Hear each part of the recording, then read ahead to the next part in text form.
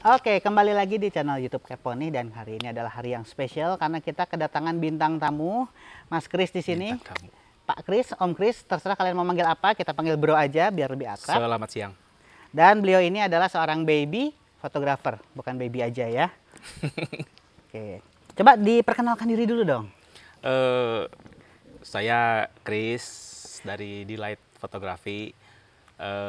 Saya berkecimpung di dunia baby fotografi 3 tahun terakhir. Terus base saya di Bandung dan apalagi ya? Oke. Informasi yang diperlukan. Udah mungkin ya. Udah gitu dulu aja. Oke. Oke. Kenapa baby?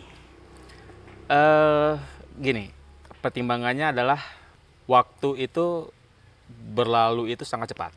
Jadi beberapa momen itu kita nggak bisa ulangi, dan kalau sudah kelewat ya yang tersisa itu biasanya adalah tinggal rekaman peristiwanya, misalnya kayak foto atau video. Nah, tugas saya di Light Fotografi itu untuk merekam gimana gemesnya anak-anak bapak dan ibu waktu baru lahir itu. Jadi kenangan itu bakal terus-terusan dibawa sampai nanti dia besar, dewasa dan sebagainya. Oke. Berbicara tentang baby fotografi, sebenarnya ada perbedaan prinsipal nggak sih, perbedaan dasar antara baby fotografi? Sebenarnya ada perbedaankah antara baby fotografi dengan fotografi yang lain kayak misalnya wedding atau couple? Kalau kayak arsitektur kan jelas beda lah ya. Ya. Tapi kan kalau kayak couple, terus ini kan baby kan kalau couple berdua nih, baby kan bertiga atau bisa lebih, itu maksudnya bedanya gimana? Sebenarnya setiap bidang fotografi itu ya memang punya tantangan sendiri. Artinya dia punya skill set masing-masing. Kayak anak-anak landscape, mereka punya skill yang baik untuk melihat yang baik dari alam sendiri, atau mungkin pemakaian filter dan sebagainya gitu. Anak-anak portrait juga punya skill set sendiri. Masalah mereka komunikasi dengan klien, pendekatan personalnya, mengeluarkan mood dari si klien sendiri, atau mungkin food juga punya skill set sendiri dah. Untuk baby fotografi itu intinya sabar. Oke. Karena bayi itu memang sudah lucu dari sananya. Gitu. Jadi dengan sedikit kesabaran ya kita akan bisa dapat titik-titik di mana dia akan tampak sangat-sangat lucu gitu. Akan sangat-sangat kelihatan Sweet gitu ya. Ya, seperti yang kita lihat di foto-foto baby yang kami buat. Nah, terus kalau untuk baby fotografi, kalau biasanya kan kalau kayak wedding itu kan fotografernya ada 4 orang, 3 orang gitu ya. Untuk arsitektur biasanya sendiri kan. Oke. Landscape juga biasanya kan mereka perorangan individual. Nah, untuk baby ini sendiri gimana? Untuk foto baby biasanya kami bekerja dengan sesedikit mungkin orang, Oke. minimal. Jadi tidak mengganggu ke bayinya, karena di luar dari hasil foto yang harus bagus, itu kenyamanan si bayi dan orang tuanya itu jadi nomor 1 buat kita gitu. Makanya kami di Delight sendiri biasanya untuk menghandle bayi itu kita nggak handle sendiri. Jadi kita pakai perawat khusus. Oh. Iya, pakai perawat khusus yang memang sehari-harinya bertugas untuk menangani ruang bayi. Oke, jadi intinya itu ada nurse, perawat yang secara khusus, emang medical nurse ya berarti? Medical. Yang khusus emang orang yang berkompeten dalam handle si babynya itu. Iya, betul. Dan mungkin untuk menjaga supaya nggak ada posisi yang salah, kan takut kan bayi itu baru lahir atau gimana sih biasanya? Biasanya untuk bisa menghasilkan foto yang lebih baik dan membantu kita memudahkan pekerjaan, biasanya usia bayinya itu di bawah 3 minggu. Oke. Iya, jadi apa ya istilahnya ya?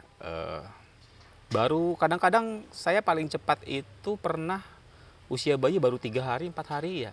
Itu karena mereka akan lebih banyak tidur. Oh. Dan beberapa pose memang mengharuskan babynya tidur gitu. Dan untuk pose sendiri ya nggak perlu khawatir, karena kan memang yang memposekan itu perawat gitu. Jadi nggak perlu khawatir jadi, sama itu. Kita pengennya foto seperti apa, nanti perawat yang akan istilahnya mengatur supaya bayinya bisa berposisi seperti itu ya. Tugas saya hanya setting lighting sesuai dengan pose, sesuai dengan keinginan si kliennya maunya seperti apa. Oke. Tadi kan udah ada nurse sebagai asisten dalam menghandle babynya. Kalau dari sisi fotografernya sendiri, biasanya ada asisten nggak sih? Seperti yang tadi saya utarakan sebelumnya nih, jadi kita mengusahakan sesedikit mungkin orang gitu pada saat motret. Nah, biasanya perawat yang kerjasama dengan D-Light itu mereka sudah trained. Artinya mereka tahu di mana main light, mereka tahu di mana posisi flash, terus muka bayinya harus menghadap kemana. Jadi saya nggak perlu pakai asisten lagi biasanya gitu. Jadi kayak semua setup lighting semua dilakukan sendiri. Iya, dilakukan sendiri karena nggak sesulit foto yang lain ya, karena ya relatif lebih sederhana lah pekerjaannya, nggak perlu asisten. Dan itu setupnya berarti dilakukan sebelum babynya presence ya, sebelum babynya hadir di ruangan itu atau gimana? Iya, jadi di fotografi bayi itu selain butuh bayinya nyaman dan hal-hal yang tadi saya sebutkan itu, satu lagi yang penting adalah speed gitu, karena ekspresi bayi ini mudah sekali berubah, cepat sekali berubah gitu. Jadi kadang-kadang satu posisi dia bagus, senyumnya bagus, dan tiba-tiba detik berikutnya dia udah nangis. Gitu. Jadi kita set up dari awal, setelah itu pas bayinya setelah pose kita ambil sebaik mungkin, setelah itu ganti posisi lagi, kita pindahin langsung. Gitu. Jadi nggak sampai lama kita tunggu dulu gitu framing sebagai itu dilakukan sebelum babynya disimpan di propertinya atau diposein gitu. Terus untuk mengenai setnya biasanya kayak di studio kah, atau di rumah, atau bahkan di rumah sakit? Servis kami sih ke rumah orang tuanya ya, biasanya lebih nyaman buat mereka gitu, lebih homey lah istilahnya. Jadi kadang-kadang kita nggak hitung jam malah kalau di rumahnya. Jadi mau sampai jam berapapun ya kita usahakan dapat sesuai dengan jumlah yang diinginkan. Misalnya harus ada 8 foto ya kita usahakan 8 foto, 8 properti di rumah, dan biasanya sih lebih nyaman buat si orang tua karena kan umur segitu akan susah untuk traveling, masih kecil. Terus kalau kayak rumah kan tiap rumah kan beda-beda nih, nggak kayak studio yang terkontrol kan, udah ada lampu dan segala macamnya ya. Untuk kayak lighting, props yang gitu-gitu itu gimana? Kalau properti itu biasanya disiapkan sama kita ya sesuai dengan konsepnya. Biasanya sih sebelum foto bayi itu akan ada semacam konseling gitu loh. Kira-kira konsepnya mau seperti apa nih? Kalau misalnya kayak orang tuanya memang misalnya contohnya musisi gitu, pengen anak saya ada pegang gitar dong misalnya. Kami akan coba carikan propertinya gitu, dan biasanya sih kita udah punya kalau gitu, ada banyak properti soalnya. Oh jadi ke sana bawa properti? Bawa properti. Terus mengenai lighting sendiri ya biasanya kami memakai flash, gitu ya. Kami memakai flash kadang-kadang 1, 2 sampai 3 gitu loh, untuk mengakali kondisi rumah yang tidak konsisten itu. Kadang-kadang namanya di rumah kan kadang-kadang kecil ruangannya, atau jendelanya kurang, atau nggak ada cahaya sama sekali gitu. Ya di kondisi bagaimanapun ya challenge buat fotografernya sendiri ya tetap harus bisa bikin foto yang representatif bagaimanapun kondisi di lapangannya gitu loh, di rumahnya nanti. Tapi berbicara tadi kan flash bisa sampai 2 sampai 3. Kan banyak yang bilang kalau mau motret bayi apalagi yang newborn gitu ya, jangan pakai flash, bahaya nanti ke mata, yang gitu-gitulah. Itu sebenarnya gimana? Sebenarnya nggak ada ya nggak ada jurnal satupun gitu yang saya baca ya yang menunjukkan bahwa flash itu berbahaya untuk mata bayi, karena yang pertama adalah sensitivitas mata mereka terhadap flash itu jauh lebih rendah dibanding mata orang dewasa.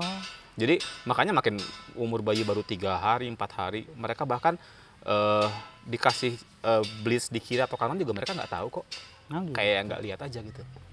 Jadi ya nggak, sama sekali nggak. Tapi itu kayak blitznya langsung atau misalnya ada diffusernya softbox segala macam lagi atau gimana? Pasti pakai softbox.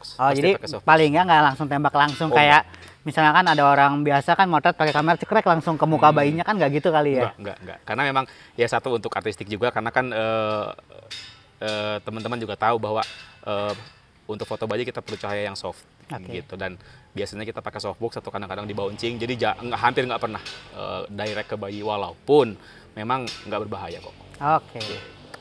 Ada nggak pose favorit yang selalu ada di tiap sesi? Kalau pose favorit ada gitu, cuma ini hampir selalu diminta sama orang tua, tapi tidak semua bayi bisa gitu, karena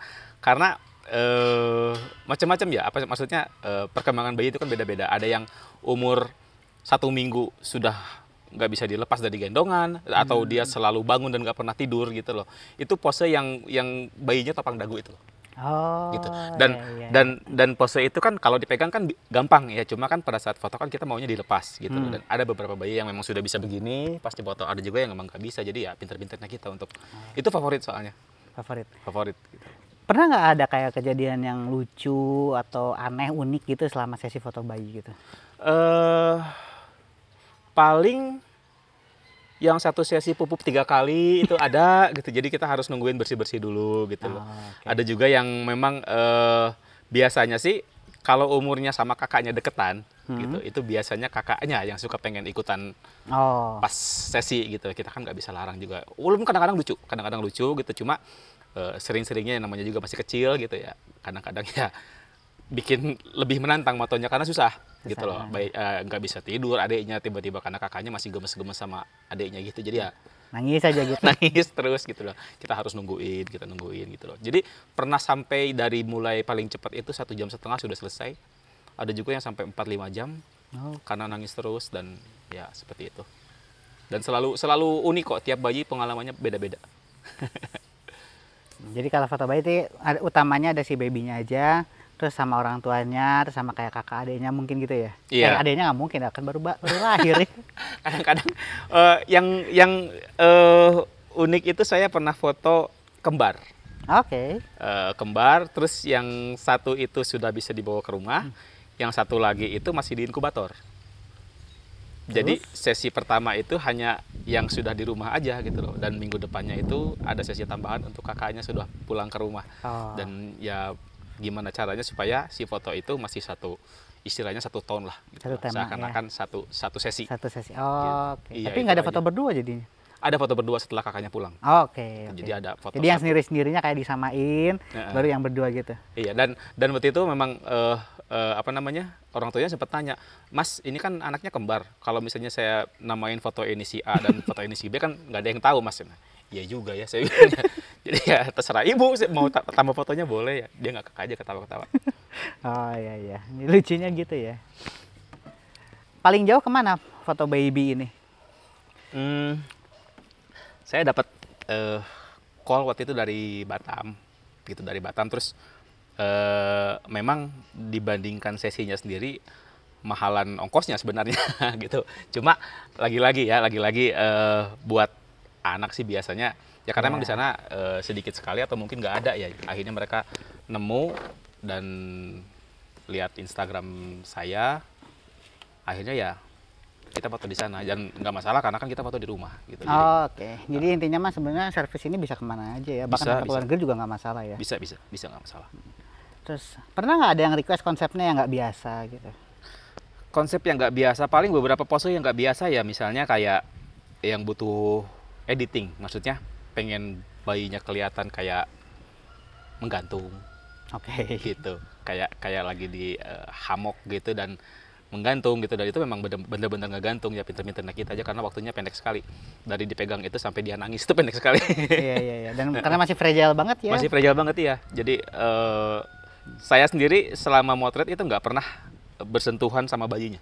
Oh gitu. Sama Jadi malah sekali. fotografernya nggak pernah kan? Kalau kayak Sama foto sekali. model kan ada fotografer yang suka ngarahin nih tangannya ke sini segala macam gitu ya. Iya.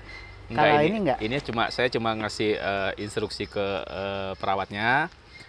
Coba tangannya di sini dong, gitu. Dengan alasan artistik atau apa gitu ya. Atau misalnya kepalanya coba agak miring ke sini sedikit, itu biasanya perawatnya yang ngarahin. Tapi kalau ada kayak safety concern kata perawatnya nggak bisa, emang nggak akan maksain Saya gitu? skip, Oke oke. I pasti skip. see.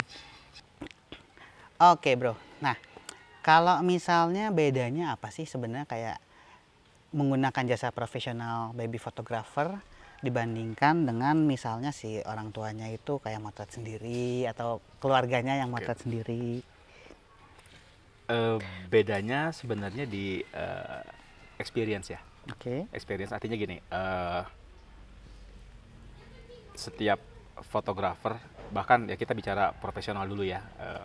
Kalau jelas-jelas lah, kalau orang awam sama fotografer akan beda karena kan ada ilmunya untuk fotografi itu. Nah terus yang kedua yang jelas-jelas lagi, sesama fotografer aja gitu. Ini hasilnya sudah pasti beda gitu. Kenapa? Karena setiap fotografer punya ciri khas sendiri, punya taste sendiri, dan yang saya kenal nih beberapa teman-teman saya memang yang berkecimpung juga di baby fotografi, di newborn fotografi itu masing-masing punya style sendiri gitu, dan nggak ada yang jelek, nggak ada yang jelek. Jadi tinggal kadang-kadang namanya juga style ya, selera, artinya ada yang cocok sama orang tuanya, sesuai dengan orang tuanya, pengen yang lembut atau justru pengen yang dramatis gitu. Nah ini tinggal pilih aja fotografer yang punya style seperti itu gitu. Dan kalau ditanya bedanya ya hasilnya juga akan kelihatan kok gitu, mana yang sesuai sama keinginan orang tuanya. Nah, terus kalau misalnya basicnya kalau untuk baby fotografi itu peralatan yang dibawa apa aja untuk dari sisi fotografernya ya? Selain properti tadi berarti ya, properti kan menyesuaikan. Kalau dari sisi fotografi ini saya mempersiapkan flash 2 sama 1 cadangan gitu, sama baterainya dong. Oke. Terus lensa juga saya pakai 24-70 sama fix 50 mm gitu loh. Kalau mengenai merek ya saya nanti dilihat ya di portfolio itu ada yang saya pakai mirrorless, ada yang saya pakai DSLR, ada yang pakai full frame, ada yang pakai APS-C. Ya lagi-lagi selera fotografernya ya. Iya, lagi-lagi bergantung sama ya operator, sama aja kalau buat ini sih. Yang penting kalau di foto bayi itu justru gear mungkin sama teknikal itu nomor sekian ya, nomor keempat atau kelima ya, karena yang lebih utama buat saya itu lighting sama pose. Oke. Gitu. Masalah gearnya sendiri kalau lightingnya sudah oke, posenya sudah oke, gearnya apapun. Gitu. Karena ya beberapa malah waktu kita setup babynya, terus lightingnya juga biasanya pakai continuous gitu ya, pakai lampu continuous. Ini di foto pakai HP juga bagus, pakai HP orang tuanya, mungkin nggak perlu DSLR. Cuma kita kan perlu cetak. Iya. Gitu, kita perlu printing, makanya tetap mereka butuh hasil yang dari DSLR. Sama kayak gitu. Karakteristik lensa kali ya, karena kan handphone kan smartphone lensanya dengan lensa yang kecil tiny gitu. Betul, lebar, dan lagi kan biasanya kan lebar-lebar begitu tuh kalau ini kan ada distorsi segala macam. Kalau kita mungkin kadang-kadang memang kalau diinginkan distorsi kita pakai distorsi gitu, cuma jarang, biasanya sih kita kita mengusahakan nggak ada distorsi justru. Jadi permainan lighting ya, permainan cahaya, Tuh. angle, terus pose, terus kayak bukaan besar perlu nggak? Bukaan besar kadang-kadang nggak perlu ya, maksudnya ada beberapa memang yang fotografer lagi-lagi kembali ke style ya. Kalau buat saya ada yang seneng memang istilahnya bokeh, out of focus gitu loh, backgroundnya dan blur segala macam. Kalau saya sebenarnya, saya pribadi nggak terlalu seneng yang blur. Oh gitu. Saya sendiri, jadi properti apapun yang ada di belakang itu kelihatan semua. Nah, jadi emang bedanya kita, kalau saya mati pasti belakangnya bokeh semua. Kalau saya nggak, biasanya saya tetap gimana selera ya? Iya, lagi-lagi gimana selera Iya. Dan ya gimana keinginan si klien sih biasanya. Makanya saya siapkan 2 lensa, ada yang bukaan besar, ada lagi satu lagi yang lebih general gitu. Terus seberapa besar sih partisipasi si orang tua dalam sesi pemotretan itu? Kalau saya bilang ya, dari pengalaman sih itu hampir setengahnya justru iya peranan orang tua tuh pada saat motret ya. Maksudnya gini, ada beberapa pose misalnya atau beberapa angle yang memang kadang-kadang ya mungkin karena khawatir atau gimana gitu ya. Saya sudah pakai perawat profesional pun yang namanya orang tua ke anak gitu ya, kadang-kadang mereka masih takut. Ini kok gini, gimana ya, takutnya ada apa-apa ke anaknya karena pose atau apa. Cuma makanya itu saya tetap mengusahakan pakai perawat profesional itu karena itu. Jadi seenggaknya gitu loh, mereka tahu bahwa anak-anak mereka ini dihandle oleh tangan-tangan yang profesional gitu. Jadi nggak perlu khawatir mengenai pose seperti itu. Dan kepercayaan ke kita itu bikin kita kerja lebih nyaman gitu loh, pose apapun yang diinginkan sama si orang tua. Oh iya, karena ada assurance dari perawat profesional gitu ya. Iya, betul. Kita bisa bikin pose apa aja dan hasilnya biasanya jauh lebih cepat juga, efisien dan efektif, dan hasilnya sesuai. Jadi dengan orang tua tuh tetap berpartisipasi walaupun mereka nggak in frame gitu ya. Iya, betul. Secara apa ya istilahnya ya? Secara tidak langsung ya mereka terlibat gitu loh, walaupun lebih ke ngasih ke assurance buat kita gitu loh, kepercayaan ke kita untuk kita kerja, kita bisa kasih sesuai dengan yang kita janjikan ke mereka gitu. Oke, lalu berarti tadi orang tua punya peran yang cukup penting ya dalam sesi foto. Selalu. Nah, kalau sebelum babynya lahir nih, pregnancy fotografi kan ada juga tuh. Ada. Itu di situ ngambil juga nggak?